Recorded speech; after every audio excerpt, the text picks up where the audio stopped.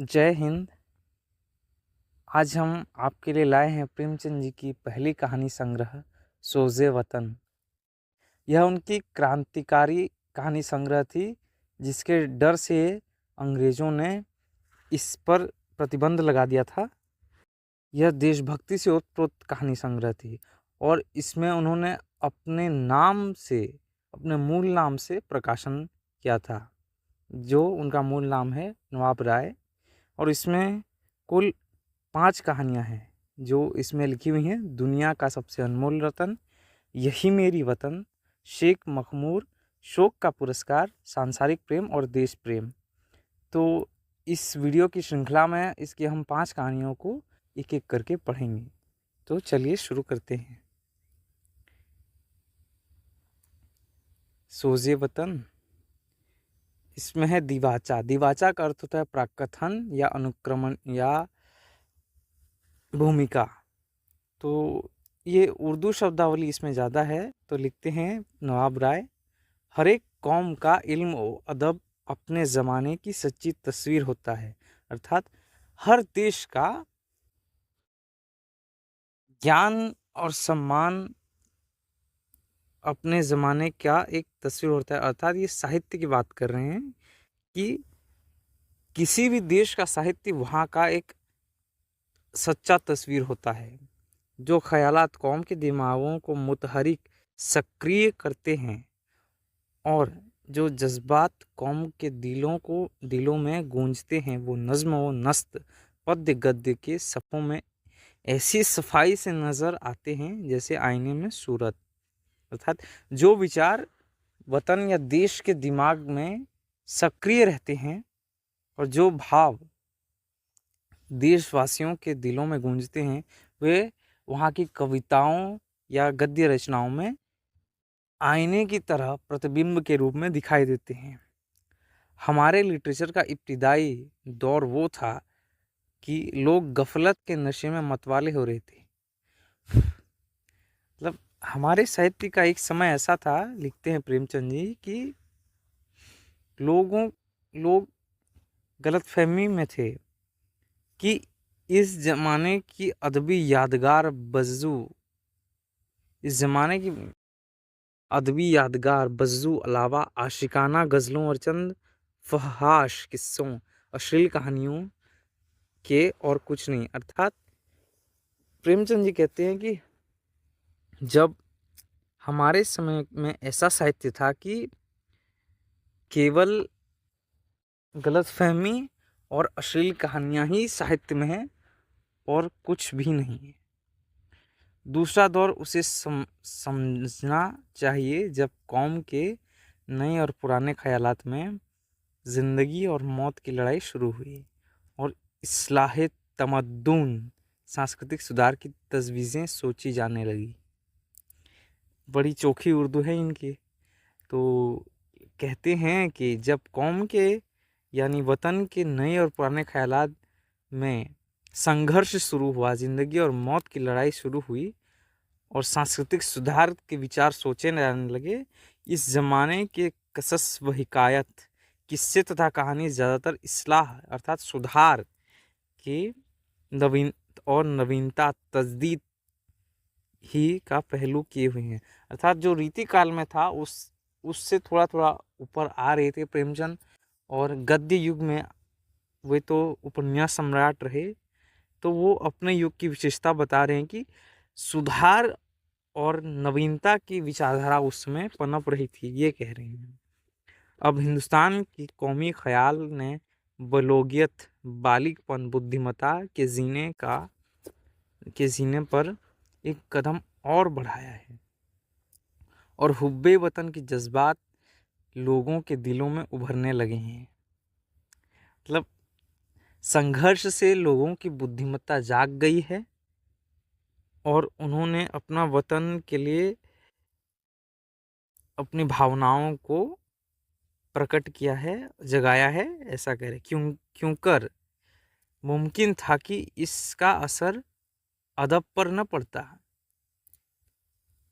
तो ऐसा तो हो नहीं सकता कि इसका असर साहित्य पर न पड़े। ये चंद कहानियाँ इसी असर का आगाज प्रारंभ है। देखिए, तो ये उस क्रांतिकारी की क्रांतिपूर्ण कहानियाँ हैं और यकीन है कि ज्यों-ज्यों हमारे ख्याल वसीह विस्तृत होते जाएंगे, हमारे विचार जैसे ही बढ़ते जाएंगे, फैलते जाएंगे, इसी रंग के लिटरेचर की रोज अफ़ज़ो प्रतिदिन बढ़ना फ़रोग उन्नति होता जाएगा। मतलब वो अपनी साहित्यिक रचना को प्रस्तुत करने से पहले ही वे यह आगाज़ कर देते हैं प्रेमचंद जी कि ये उस क्रांति की हुंकार है जो आज की पीढ़ी में पनप रही है। अर्थात उस समय जब वे 1900 के काल में जी रहे थे, 1908-10 के समय में जब ये प्रकाशित हुई थी, तो उस समय की स्थिति को दर्शा रहे हैं।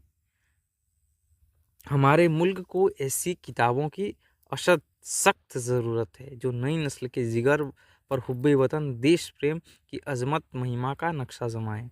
और ऐसा किया ही होगा इस पुस्तक ने। देश प्रेम इतना जगा दिया होगा कि अंग्रेज सरकार इस रचना से डर गई और इसकी कई किताबों की प्रतियों को जला दिया और यहाँ तक कि प्रेमचंद को जेल होने तक की नौबत आ गई थी। नवाब राय, और इनका मूल नाम नवाब राय और धनपत राय था। ये इनके ताऊ जी ने नवाब राय नाम दिया था। तो नवाब राय जी ने इस पुस्तक का प्रकाशन पहले 1908 में करवाया था। अब आगे बढ़ते हैं। इसकी पहली कहानी है दुनिया का सबसे अनमोल रतन।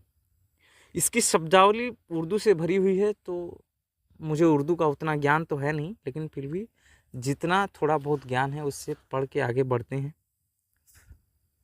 दिलफिगार इसका नायक है। इसमें दो व्यक्तियों की प्रेम कहानी है। दिलफिगार एक कटीले पेड़ के नीचे दामन चाक के बैठा हुआ खून के आंसू बहा रहा था। थोड़ा अतिशयोक्ति तो कर दिए शुरुआत में ही। वह सौंदर्य की देवी यानी मल्लिका दिलफरेब का सच्चा और जान देने वाला प्रेमी था। नायिका इसमें दिलफरेब नाम की एक है जो बहुत खूबसूरत है और नायक दिलफिगार नाम का एक युवक है। उन प्रेमियों में वही जो इत्र फुलेल में बसकर और शानदान कपड़ों से सजकर आशिक के वेग में माशूकियत का दम भरते हैं, बल्कि उन सीधे साधे भोले भाले फिदाइयों में जो जंगल और पहाड़ों से सर टकराते हैं और फरियाद मचाते फिरते हैं। दिलफरेब ने उससे कहा था कि अगर तू मेरा सच्चा प्रेमी है तो जा और दुनिया की सबसे अनमोल चीज लेकर मेरे दरबार आ। मतलब ये उन प्रेमियों की तुलना दर्शा रहे हैं जो दिलफरेब के पास गए थे और फिर दिलफरेब ने उन सब से कहा, जिसमें दिलफिगार भी था, दिलफिगार अगर तू मेरा सच्चा प्रेमी है तो मेरे लिए दुनिया की सबसे अनमोल वस्तु लेकर आएगा, सबसे अनमोल चीज दरबार में लेकर आएगा, तब मैं तुझे अपनी गुलामी में कबूल करूंगी। गुलामी में कबूल करूंगी ऐसा लिखा है अंत में, और कुछ परिवर्तन होगा। अगर तुझे वह चीज न मिले तो खबरदार इधर रुख न करना, वरना सूली पर खिंचवा दूंगी। तो धमकी भी देती है कि अगर तुझे अनमोल रत्न नहीं मिलता तो भूल कर भी मेरे दरबार पर मत आना, मतलब सूली में टांग दूंगी।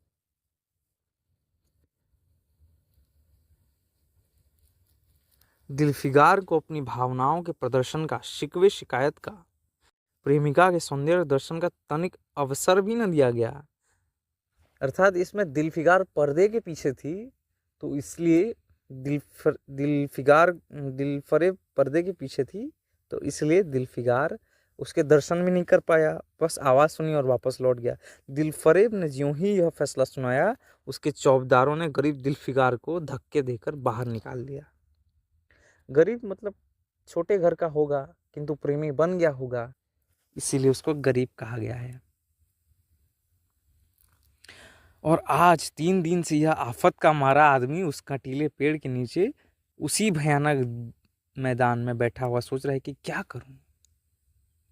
इस बात को 3 दिन हो चुके हैं और 3 दिन में यह इधर उधर घूमते हुए, चीज ढूंढते हुए एक कंटीले पेड़ के नीचे बैठकर सोच रहा है कि क्या करूं। दुनिया की सबसे अनमोल चीज मुझको मिलेगी कैसे मिलेगी? नामुमकिन। अरे वह है क्या? कारों का खजाना, आब हयात, खुसरो का ताज, जाम तख्ते ताउस, परवेश की दौलत नहीं, यह चीज़ें हरगिज़ नहीं। उक्त जितनी भी चीज़ें होती हैं, ये तो सबसे अनमोल हो ही नहीं सकती, उसे लग रहा है। दुनिया में ज़रूर इनसे भी महंगी, इनसे भी अनमोल चीज़ें मौजूद हैं, मगर वह क्या है? कैसे मिलेगी? या खुदा मेरी मुश्किल क्यों कर रहे हैं आसान होंगी? हे भगवान, मैं अपनी ही भाषा में कह रहा हूँ, लेकिन वो अपने खुदा से कह रहा है कि हे ईश्वर, इस तरह की विपत्ति में मैं कैसे खुद को संभालूं? मेरे लिए कैसे करके आसान हो? क्या करूं जो ये आसान बन जाए? दिलफिकार इन्हीं ख्यालों के चक्कर खा रहा था और अक्ल कुछ काम नहीं करती थी। अब विचारों में ही गुमसुम फंसा हुआ असमंजस व्यक्ति था और उसे कुछ सूझ नहीं रहा था। तब मुनीर शामी को हातिम सा मददगार मिल गया। ए काश कोई भी कोई मेरा भी मददगार हो जाता। ए काश मुझे भी उस चीज का, जो दुनिया की सबसे बेशकीमती चीज है, नाम बतला दिया जाता। भला से वह चीजें हाथ ना आती, मगर मुझे इतना तो मालूम हो जाता कि वह किस किस्म की चीज है। भले ही वो वस्तु मुझे ना मिली, दिलफिगार का यह विचार था कि वह वस्तु भले ही ना मिले, लेकिन नाम तो पता हो, उसकी जानकारी तो होगी, होता क्या है। थोड़ी तो थोड़ी तो जानकारी हो उसके पास। मैं घड़े बराबर मोती की खोज में ला सकता हूँ। मैं समुंदर का गीत, पत्थर का दिल, मौत की आवाज और इनसे भी ज्यादा बेनिशान चीजों की तलाश में कमर कस सकता हूँ। अर्थात कितनी भी मुश्किल चीजें हों, मैं उसके लिए तैयार हूँ। उतना कॉन्फिडेंस है मुझ में, इतनी शक्ति है। मगर दुनिया की सबसे अनमोल चीज, यह मेरी कल्पना की उड़ान से बहुत ऊपर है। मेरी बुद्धि में ही नहीं आ रही है कौन सी चीज है सबसे अनमोल। ऐसा कह रहा है दिलफिगार। आसमान पर तारे निकल आए थे। दिलफिकार यकायक खुदा का नाम लेकर उठा और एक तरफ की ओर चल पड़ा। भूखा प्यासा नंगे बदन, थकान से चूर, वह बरसों वीरानों और आबादियों की खाक चांदता फिरा।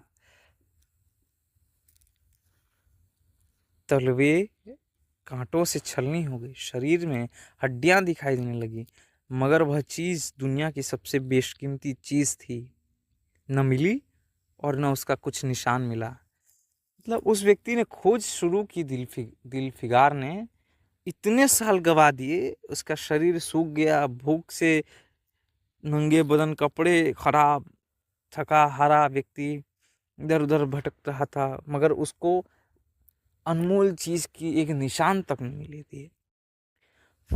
एक रोज वह भूलता भटकता एक मैदान में जा निकला, जहां हजारों आदमी गोल बांधे खड़े थे। तो बहुत बड़ी भीड़ वाली जगह हुई होगी, मैदान में कुछ हादसा या कुछ हुआ होगा, ऐसा सोचकर वो गया। बीच में कई अमामे और चोगे वाले दड़ियल काजी अफरीशान से बैठे हुए आपस में कुछ सलाह मशविरा कर रहे थे। और इस जमात से जरा दूर पर एक सूली खड़ी थी। मतलब किसी को मारने का होगा, दंड देने का प्रावधान रहा होगा उस समय, तो सूली लगी थी। दिलफिकार कुछ तो कमजोरी की वजह से और कुछ यहाँ की कैफियत देखने के इरादे से ठिठक गया। मतलब थका हारा हुआ व्यक्ति है, अब ज़्यादा दूर चल भी नहीं पाएगा, मगर मन में क्यूरियोसिटी भी आ गई है। तो अचानक से ही वो रुक गया और देखने लगा। क्या देखता है कि कई लोग नंगी तलवारें लिए एक कैदी को, जिसके हाथ पैर में जंजीरें थीं, पकड़े चले आ रहे हैं। बहुत सारी भीड़ है, एक ही व्यक्ति को तलवार के बल पर सब डराकर चले जा रहे हैं। सूली के पास पहुंचकर सब सिपाही रुक गए और कैदी की हथकड़ियां, बेड़ियां सब उतार ली गई। इस अभागे आदमी का दामन सैकड़ों बेगुनाहों के खून की छींटों से रंगीन था और उसका दिल नेकी के ख्याल और रहम की आवाज से जरा भी परिचित न था। मतलब जिस व्यक्ति को पकड़े हुए थे, उसके अंदर नेकी, अच्छाई बिल्कुल ही नहीं थी। ऐसा कहा गया है, उसे काला चोर कहते थे।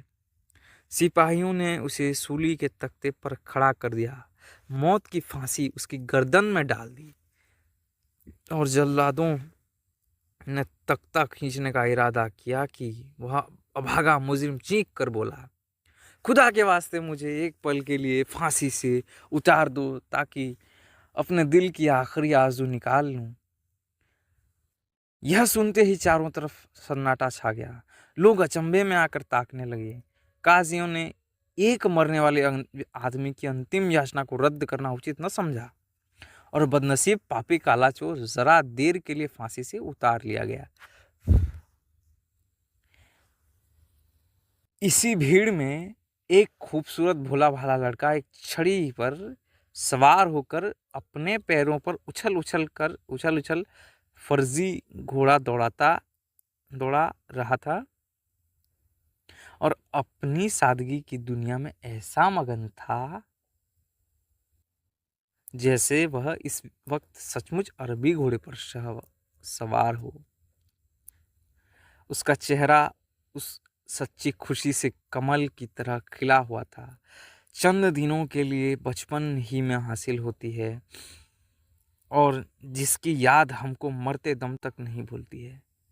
बाल्यकाल सबको प्रिय होता है, ये प्रेमचंद ने इस लाइन में कहा है। उनको भी अपना बचपन प्रिय रहा, हर व्यक्ति को होता है, क्योंकि बचपन में कुछ करना नहीं पड़ता, बहुत सारे खेल होते हैं, आनंद का समय होता है, तकलीफें बहुत कम होती हैं, ज्ञान भी उतना नहीं होता है, न ज्ञान पाने की झंझट होती है। तो उस तकलीफ को एक लाइन में लिख देते हैं प्रेमचंद जी। उसका दिल अभी तक पाप की गर्द और धूल से अछूता था। देखिए, निष्कपट निश्चलता को यही दर्शाया गया है और मासूमियत उसे अपनी गोद में खिला रही थी। अज्ञानता मासूमियत एक जैसे हैं और वो अज्ञानतावश उस अरबी घोड़े अपने हरकत को अरबी घोड़े पर बैठा समझ रहा था। वही तो है मासूमियत। बदनसीब काला चोर फांसी से उतरा, हजारों आंखें उस पर गड़ी हुई थीं। वह उस लड़के के पास आया और उसे गोद में उठाकर प्यार करने लगा। उसे इस वक्त वह जमाना याद आया जब वह खुद ऐसा ही भोला भाला, ऐसा ही खुश व खुर्रम और दुनिया की गंदगियों से ऐसा ही पाक साफ था। मतलब व्यक्ति जन्म से दुष्ट या नीच नहीं होता, हर व्यक्ति जन्म से निष्कपट निश्चल और एक सामान्य सा बालक होता है, शिशु होता है। उसे तो इस समाज ने ऐसा सिखाया होता है, इस समाज की कुरीतियों, इस समाज की दुष्टताओं ने अपने रंग में डालकर परिवर्तित करके हत्यारा मुजरिम बना दिया होता है। ये इस लाइन के मायने हैं। माँ गोदियों में खिलाती थी, बाप बलाएं लेता था और सारा कुनबा जान न्योछावर करता था। स्वाभाविक सी बात है, जब किसी घर में नवजात बच्चा होता है तो उसको क्षेत्र भर के लोग उससे प्यार करते हैं। माँ उसे दिन भर अपने पास रखती है, पिता उसे जब जब मन करता है खेलता है। तो उस चीज को याद करके कहता है काला चोर, आह काले चोर के दिल पर इस वक्त बीते हुए दिनों की याद का इतना असर हुआ कि उसकी आंखों से जिन्होंने दम तोड़ती हुई लाशों को तड़पते देखा और न झपकी, आंसू का एक कतरा टपक पड़ा। दिलफिगार ने लपक कर उस अनमोल मोती को हाथ में लिया और उसके दिल ने कहा, देखो, तकलीफों को देखते हुए उसका मन कभी तकलीफ में नहीं आया, उस हत्यारे के काले चोर के मन में, लेकिन उस बालक की मृदु क्रीड़ा को देखते हुए उसके मन में अपनी स्मृतियां जागृत हुई और वह तड़प उठा और रोने लगा। उसके आंख से सहसा एक आंसू का बूंद निकल आया तो दिलफिगार को लगा कि यही वो चीज है, दुनिया का सबसे अनमोल रतन यही होगी। और वो कूद कर गया उसके पास और उसके दिल ने कहा, बेशक यह दुनिया की सबसे अनमोल चीज है, जिस पर तख्ते ताऊज और जामे जम और आबे हयात और जरे परवेज सब न्योछावर हैं। इस ख्याल से खुश होता, कामयाबी की उम्मीद में सरमस्त दिलफिगार अपनी माशुगा दिलफरेब के शहर मीनोसाबाद को चला। शायद अरबी क्षेत्र की कहानी होगी। लेकिन एक आंसू का बूंद कब तक, अगर तार्किकता से सोचा जाए तो वो तो सूख ही जाएगा रास्ते में, लेकिन कहानी है और प्रेम व्यक्त व्यक्त कर रही है, तो आगे देखते हैं। वो आंसू को पकड़ कर गया। इस ख्याल से खुश होता हुआ कामयाबी की उम्मीद में सरमस्त दिलफिकार अपनी माशूका दिलफरेब के शहर मिनोसाबाद को चला, मगर ज्यों ज्यों मंजिलें तय होती जाती थी उसका दिल बैठा जाता था कि कहीं उस चीज की जिसे मैं दुनिया की सबसे बेशकीमत चीज समझता हूँ दिलफरेब की आंखों में कदर न हुई तो मैं फांसी पर चढ़ा दिया जाऊंगा और इस दुनिया से नामुराद हो जाऊंगा, नामुराद जाऊंगा। अरे अगर ये नहीं हुई तो, उसने मुझे मारवा दिया तो, ऐसे विचार तो आ ही रहे होंगे उसके मन में। लेकिन जो हो सो हो, अब तो मिल गया तो मिल गया, जो होगा देखा जाएगा। तो किस्मत आजमाई है, अब तो किस्मत आजमाई है। आखिरकार पहाड़ और दरिया तय करते वह शहर मिनोसाबाद मिनोसाबाद में आ पहुंचा और दिलफरेब की ड्योढ़ी पर जाकर, ड्योढ़ी अर्थात तख्त पर, फाटक पर जाकर विनती की कि थकान से टूटा हुआ दिलफिकार खुदा के फजल से हुक्म की तामील करके आया है, अर्थात ईश्वर के आशीर्वाद से तुम्हारे हुक्म को पूरा करके आया है और अपने आपके कदम चूमना चाहता है, यानी तुम्हारी गुलामी करना चाहता है, तुम्हें वो दिखाना चाहता है कि अपने उसने क्या काम किया है। दिलफरेब ने फौरन अपने सामने बुला भेजा और एक सुनहरे पर्दे की ओट से फरमाइश की कि वह अनमोल चीज पेश करे। मतलब अभी तक टास्क पूरा नहीं हुआ है तो अभी भी पर्दे के पीछे ही रहूंगी, लेकिन देखूंगी क्या तो लाए हो। दिलफिकार ने आशा और भय की एक विचित्र मनस्थिति में वह बूंद पेश की और उसकी सारी कैफियत बहुत पुरअसर लफ्जों में बयान की। मतलब उसने अपनी तकलीफों, घटनाओं, दृष्टांतों का वर्णन बहुत ही बुलंद आवाज में व्यक्त किया। दिलफरेब ने पूरी कहानी बहुत ध्यान गौर से सुनी और वह भेंट हाथ में लेकर जरा देर तक गौर करने के बाद बोली, दिलफिकार बेशक तूने दुनिया की एक बेशकीमती चीज ढूंढ निकाली, तेरी हिम्मत और तेरी सूझबूझ की दाद देती हूँ, मगर यह दुनिया की सबसे बेशकीमती चीज नहीं। इसलिए तू यहाँ से जा और फिर कोशिश कर, शायद अब की तेरे हाथ वह मोती लगे और तेरी किस्मत में मेरी गुलामी लिखी हो।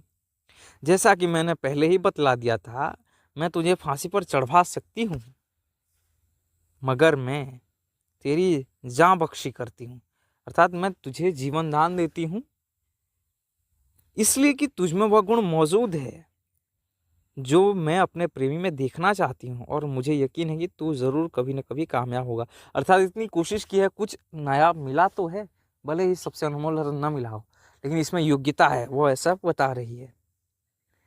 नाकाम और नामुराद दिलफिकार इस माशुकाना इनायत से जरा दिलेर होकर बोला। मतलब मन में ख्याल आए कि मैं नाकाम हूँ और नामुराद हूँ, लेकिन उसके वक्तव्यों को सुनकर उसने बोला, ए दिल की रानी, बड़ी मुद्दत के बाद तेरी ड्योढ़ी पर सजदा करना नसीब होता है, बड़ी तकलीफों के बाद ही तेरे पास आ पाता हूँ। फिर खुदा जाने ऐसे दिन कब आएंगे, क्या तू अपने जान देने वाले आशिक के बुरे हाल पर तरस न खाएगी, और क्या तू अपने रूप की एक झलक दिखाकर इस जलते हुए दिलफिकार को आने वाली शक्तियों को झेलने की ताकत न देगी। अर्थात इसके कहने के हाव भाव ये है कि मैंने इतनी तकलीफ सही, एक अच्छी चीज लाकर तुम्हें दे दी, थोड़ा तो रहम खाओ, थोड़ा तो दर्शन ही दे दो अपने। तेरी एक मस्त निगाह के नशे में चूर होकर मैं वह कर सकता हूँ जो आज तक किसी ने से न बन पड़ा हो। तुम्हारे नजराने से मैं हर काम कर सकता हूँ, ये इतना इतना कॉन्फिडेंस हो जाता है मेरे अंदर, ऐसा कह रहा है। दिलफरेब आशिक की यह चाव भारी बातें सुनकर गुस्सा हो गई और हुक्म दिया कि इस दीवाने को खड़े खड़े दरबार से निकाल दो। अरे भाई, बेचारा इंप्रेशन जमा रहा था, थोड़ी बहुत कोशिश कर तो रहा था, उसको निकाल ही दिया यार, और गुस्सा क्यों? उसने कुछ बुरा भी तो नहीं कहा, एक रिवार्ड छोटा सा मांगा है, वो दे देती तो क्या हो जाता। चौबदार ने फौरन गरीब दिलफिकार को धक्का देकर यार के कुछ से बाहर निकाल दिया। अब चौबदार तो अपना काम ही कर रहे हैं, कुछ देर तो दिलफिगार अपनी निष्ठुर प्रेमिका की इस कठोरता पर आंसू बहाता रहे। हर किसी को तकलीफ होगी, कोई भी उसके जगह पर होता तो उसको भी आंसू आ जाते। और फिर वह सोचने लगा कि अब कहाँ जाऊं। मुद्दतों रास्ते नापने और जंगलों में भटकने के बाद आंसू की यह बूंद मिली थी। अब ऐसी कौन सी चीज है जिसकी कीमत इस आबदार मोती से ज्यादा हो। हजरत खिज्र, तुमने सिकंदर को आबे हयात के कुएं का रास्ता दिखाया था, क्या मेरी बाह न पकड़ोगे। सिकंदर सारी दुनिया का मालिक था, मैं तो एक बेघरबार मुसाफिर हूं। तुमने कितनी ही डूबती किश्तियां किनारे लगाई हैं, मुझ गरीब का बेड़ा पार भी करा दो। ए अली मुकाम जिब्रील, ऐसा तो वो जिब्राइल को याद कर रहा है जो एक पैगंबर माने जाते हैं, मोहम्मद जिब्राइल। कुछ तुम ही इस निमजान दुखी आशिक पर तरस खाओ। तुम खुदा के एक खास दरबारी हो, क्या मेरी मुश्किल आसान न करोगे। गरज यह है कि दिलफिगार ने बहुत फरियाद मचाई, मगर उसका हाथ पकड़ने के लिए कोई सामने न आया। आखिर निराश होकर वह पागलों की तरह दोबारा एक तरफ को चल खड़ा हुआ। दिलफिगार ने पूरब से पश्चिम तक और उत्तर से दक्षिण तक कितने ही जंगलों और वीरानों की खाक छानी। कभी बर्फिस्तानी चोटियों पर सोया, कभी डरावनी घाटियों में भटकता फिरा, मगर जिस चीज की धुन थी वह न मिली। यहाँ तक कि उसका शरीर हड्डियों का एक ढांचा रह गया। जुल्फिकार की कॉन्फिडेंस की मैं दाद देता हूँ कि इतना कॉन्फिडेंस कि उसने इतनी दूर चलते चलते चलते चलते हार नहीं मानी। ये अरबी ही हो सकता है, इतना कॉन्फिडेंस, बहुत कॉन्फिडेंस आदमी है। देखो, पतला होकर हड्डियों का ढांचा तक दिखने लगा था, मतलब एक कुपोषित व्यक्ति की तरह दिखने लग गया था, फिर भी ढूंढता रहा। एक रोज वह शाम के वक्त किसी नदी के किनारे खस्ता हाल पड़ा हुआ था। बेखुदी के नशे से चौंका हुआ तो क्या देखता है कि चंदन की एक चिता बनी हुई है और उस पर एक युवती सुहाग के जोड़े पर पहने 16 श्रृंगार किए बैठी है। उसकी जांग पर उसके प्यारे पति का सर है। ये सती प्रथा का वर्णन है जो दिखा रहे हैं। हजारों आदमी गोल बांधे खड़े हैं और फूलों की बरखा कर रहे हैं, फूल छींट रहे हैं कि चिता जल रही है, फूल छींट रहे हैं, रही होगी उस जमाने में। एकाएक चिता में से खुद ब खुद एक लपट उठे। सती का चेहरा उस वक्त एक पवित्र भाव से आलोकित हो रहा था। चिता की पवित्र लपटें उसके गले से लिपट गईं और दम के दम में वह फूल सा शरीर राख कर ढेर हो गया। ये भले ही सती प्रथा हो, लेकिन कुछ कुछ जौहर करने जितना कॉन्फिडेंस दिखा रहा है कि उस महिला में कितनी शक्ति होगी कि उसने बैठकर जिंदा जल गई, लेकिन उफ तक न क्या होगा। इसलिए तो सती का चेहरा उस वक्त एक पवित्र भाव से आलोकित हो रहा था। प्रेमिका ने अपने प्रेमी पर न्योछावर कर दिया और दो प्रेमियों के सच्चे पवित्र अमर प्रेम की अंतिम लीला आंख से ओझल हो गई। अर्थात एक अच्छी प्यारी प्रेम कथा समाप्त हो गई। जब सब लोग अपने घरों से को लौटे तो दिलफिकार चुपके से उठा और अपने चाक दामन कुर्ते में यह राख का ढेर समेट लिया और इस मुट्ठी भर राख को दुनिया की सबसे अनमोल चीज समझता हुआ सफलता के नशे में चूर यार के कूचे की तरफ चला। अब की ज्यों-ज्यों वह मंजिल के करीब आता था, उसकी हिम्मत बढ़ती जाती थी। इस बार नर्वसनेस नहीं है, इस बार कॉन्फिडेंस और बढ़ कि अब तो पक्का है, ये तो होगा ही होगा, ऐसा लग रहा है इसको। कोई उसके दिल में बैठा हुआ कह रहा था, अब की तेरी जीत है। और इस ख्याल ने उसके दिल को जो जो सपने दिखाए, उनकी चर्चा व्यर्थ है। आखिरकार वह शहर मिनोसबाद में दाखिल हुआ और दिलफरेब की ऊंची ड्योढ़ी पर जाकर खबर दी कि दिलफिकार सुरखरू होकर लौटा है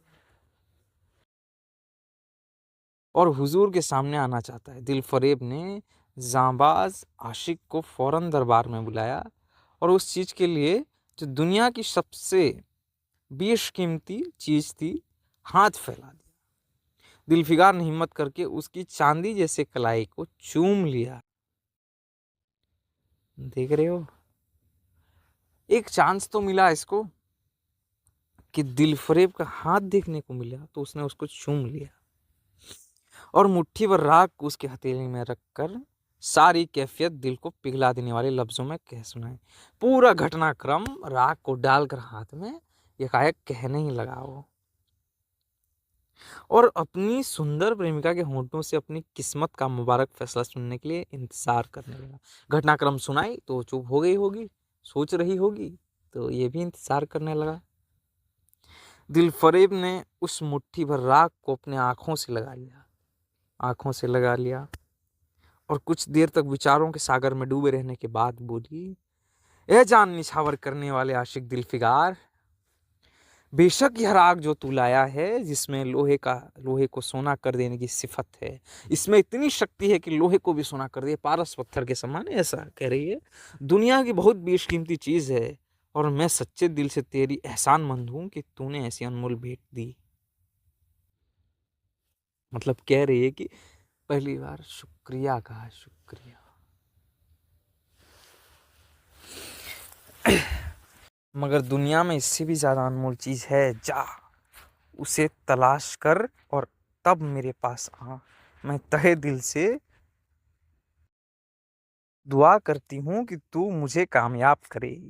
यह कहकर वह सुनहरे पर्दे से बाहर आई और माशुकाना अदा से अपने रूप का जलवा दिखाकर फिर नजरों से ओझल हो गई। मतलब अब की बात नजराना दिखाने की भी जरूरत नहीं पड़ी थी, मतलब इस बार थोड़ा ज्यादा इंप्रेशन हुआ है, तभी तो ये हाल हुआ है।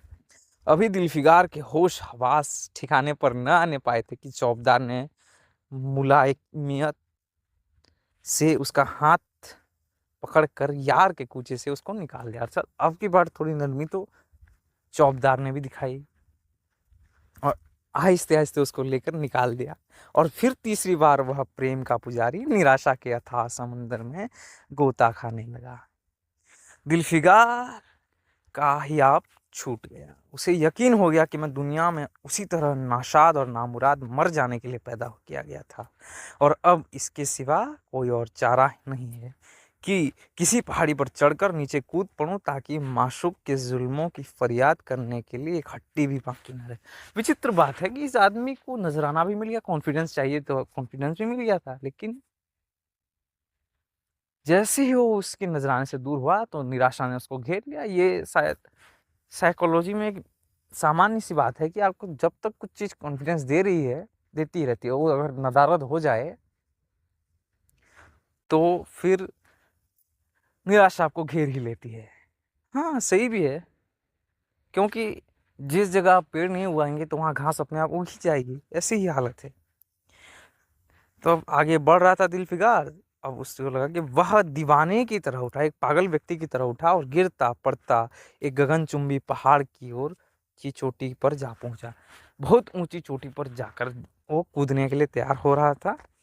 किसी और समय वह ऐसे ऊंचे पहाड़ पर चढ़ने का साहस न कर सकता था, मगर इस वक्त जान देने के जोश में उसे वह पहाड़ एक मामूली टेकरी से ज्यादा ऊंचा न नजर आया। मतलब मरने में भी इतना कॉन्फिडेंस, मरने के विचार में भी इतना कॉन्फिडेंस आ जाता है कि देखो आदमी जाकर ऊंचा ऊंचा पहाड़ चढ़ जा रहा है कि कूदूंगा और मर ही जाऊंगा, और उसको चढ़ना भी उतना हैवी नहीं लग रहा, तकलीफदायक नहीं लग रहा है। करीब था कि वह नीचे कूद पड़े कि हरे हरे कपड़े पहने हुए और हरा अमामा बांधे एक बुजुर्ग एक हाथ में तस्बीह और दूसरे हाथ में लाठी लिए बरामद हुए और हिम्मत बढ़ाने वाले स्वर में बोले। मतलब एक हिसाब से कहना चाहिए भगवान साक्षात उतर कर आए होंगे कि अब तो ईमान, अब तो आखिरी स्टेज में, अब थोड़ा बचा लेता हूँ, थोड़ा कॉन्फिडेंस मैं ही दे देता हूँ। और वो बोले बोले स्वर में बोले, दिलफिगार, नादान दिलफिगार, यह क्या बुज़दिलों जैसी हरकत है। तू मोहब्बत का दावा करता है और तुझे इतनी भी खबर नहीं कि मजबूत इरादा मोहब्बत के रास्ते की पहली मंजिल है। मर्द बनकर हिम्मत न हार। पूरब की तरफ एक देश है जिसका नाम हिंदुस्तान है, वहां जा और तेरी आरज़ू पूरी होगी। तब उन्होंने कॉन्फिडेंस दिया कि तू इतना सब करके हार गया। 99 मीटर की गहरी गड्ढा, 99 मीटर का गहरा गड्ढा खोद दिया, 1 मीटर बचा है, थोड़ी और कोशिश कर ले, तुझे तेरी मंजिल मिल जाएगी, ऐसा उनके कहने का भाव है। तो और तू भारत जा, हिंदुस्तान देश जा, वहां तेरी इच्छा पूरी हो जाएगी। यह कहकर हजरत खिज्र गायब हो गए।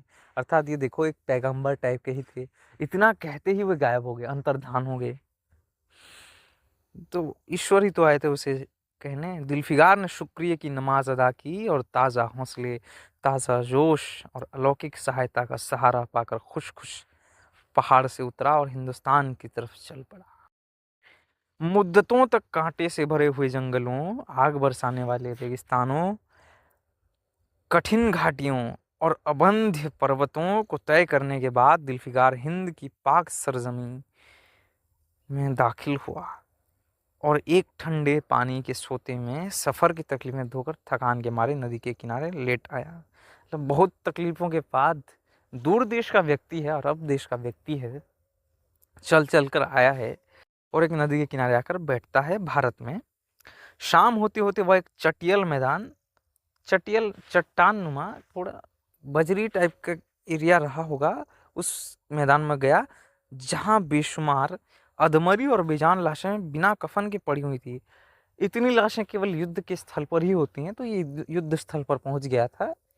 उसने देखा कि यहाँ बहुत सारी लाशें हैं, चील कौवे और वहशी दरिंदे भरे पड़े थे और सारा मैदान खून से लाल हो रहा था। मतलब उन लाशों को चील कौवे खा रहे थे, ऐसी स्थिति थी। यह डरावना दृश्य देखते ही दिलफिगार का जी दहल गया। कोई भी डर जाएगा, ऐसी स्थिति तो कल्पना करने में ही भयावह लगती है। या खुदा, किस मुसीबत में जान फंसी, मरने वालों को करहना, सिसकना और एड़ियां रगड़ कर जान देना, दरिंदों का हड्डियों को नोचना, गोश्त के लोथड़ों में लेकर भागना। ऐसा हौलानक सीन दिलफिगार ने कभी ना देखा था। देखो, यहाँ अंग्रेजी शब्द आ गया है, सीन। इनको अंग्रेजी का भी अच्छा खासा ज्ञान तो रहा ही होगा। एकाएक अचानक उसे ख्याल आया, यह लड़ाई का मैदान है, यह युद्ध क्षेत्र है, अब समझ में आ रहा है इतनी देर में, और यह लाशें सूरमा सिपाहियों की हैं। इतने में करीब से कराहने की आवाज आई। दिलफिगार उस तरफ फिरा तो देखा कि एक लंबा तगड़ा आदमी, जिसका मर्दाना चेहरा जान निकलने की कमजोरी से पीला हो गया है, मतलब कोई घायल व्यक्ति पड़ा हुआ होगा, हृष्ट पुष्ट, जो युद्ध में मृत्यु मरणासन्न अवस्था में पहुंच गया होगा, वो कराह रहा था। जमीन पर सर झुकाए पड़ा हुआ है, सीने से खून का फव्वारा जारी है, मगर आबदार तलवार की मूठ पंजे से अलग नहीं हुई है। दिलफिगार ने एक चीथड़ा लेकर घाव के मुंह पर रख दिया ताकि खून रुक जाए और बोला, ए जवामर्द तू कौन है? जवामर्द तू कौन है? जवामर्द ने यह सुनकर आंखें खोली और वीरों की तरह बोला, क्या तू नहीं जानता मैं कौन हूँ? क्या तूने आज इस तलवार के काट नहीं देखे? मैं अपनी माँ का बेटा और भारत का सपूत हूँ। देखिए, मरते हुए मरणासन्न अवस्था में भी भारत का वीर सैनिक कहता है कि क्या तुम मुझे नहीं जानते? मैं इस भारत माँ का सच्चा वीर पुत्र हूं।